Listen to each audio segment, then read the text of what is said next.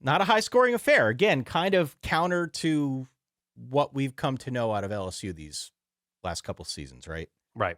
We're used to the high-powered offense. We're used to no defense. This year, it feels like, at least in the early going, it's completely flipped. 20-10, was that the final in this game? I believe so. 20-10. 5 picks, was it, for DJ Lagway? Yes. That's not going to be good for the tour. It's not going to be good at all. No. He sort of had his tin cup game for Florida. I Right? don't That was the know. movie I'm thinking of with Kevin Costner constantly coming up Ball, short? Yeah. ball, Yeah. ball. Yeah, 5 of them Yep. in this game. Then what were your big takeaways from this one? My big takeaway, my biggest takeaway was I'm excited to watch this game in more detail because there was a ton happening at the same time with some of the delays that happened earlier in the day from the lightning delays. Um, I thought Garrett Nussmeier was pretty good. I'm still wondering whether or not LSU is going to figure out how to run the ball this year. There was a long Caden Durham run I saw, but otherwise, Not really, right? not much on the ground for LSU. And obviously, credit Florida's defense who made plays in this one. But I don't know. LSU is doing a really good job of playing boring football this season. Like they were more successfully boring against Clemson, more successfully boring against Florida, right? Like going into the season, if if I were to tell you that one of these quarterbacks between DJ Lagway and Garrett Nussmeier was just trying too much, forcing too many throws downfield, and threw a comical number of interceptions, you might think that's like leaning Nussmeier. But unfortunately for Florida, it just was not their night. The turnovers were killer, and LSU just, it's not all on DJ Lagway. The LSU defense has very much come to play this season. They Yeah. seem fast, they seem disciplined, they seem more aware of what is being asked of them.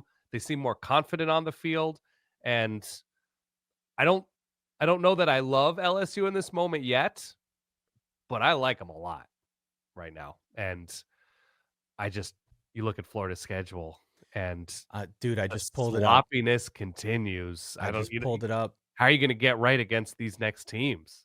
I just pulled it up. I mean, you lose to USF. That's one thing. USF got mauled Yeah, by Miami. Long weather delay. that's a But team I may love right now. Yeah. yeah, we can circle back to Miami at some point here before the end of the show. But you go on the road, you lose to LSU. We always knew this was going to be a tough game. They were about a touchdown underdog. But on deck now, on the road at Miami, home against Texas, on the road against Texas A&M in a very weird way. Well, That hold home on. On the road against Texas is not the worst thing ever right now. No, Continue. I'm saying home against Oh, Texas, excuse me, home on the against road Texas at is not the Texas worst thing. A&M. Yes. And what I was going to say is exactly your point. In a weird way, the home game against Texas may be the most winnable of those three. Yeah. But either way, that's a really tough 3-game stretch for a team that's 1-2, for a coach that is scraping and clawing and trying to hold on to his job, and for a team that I think right now is hanging on by a thread. A ton of talent, a lot to like, but the slop is not going to help them against a schedule like this. There's just no way. They were really sloppy a week ago. Too many turnovers tonight.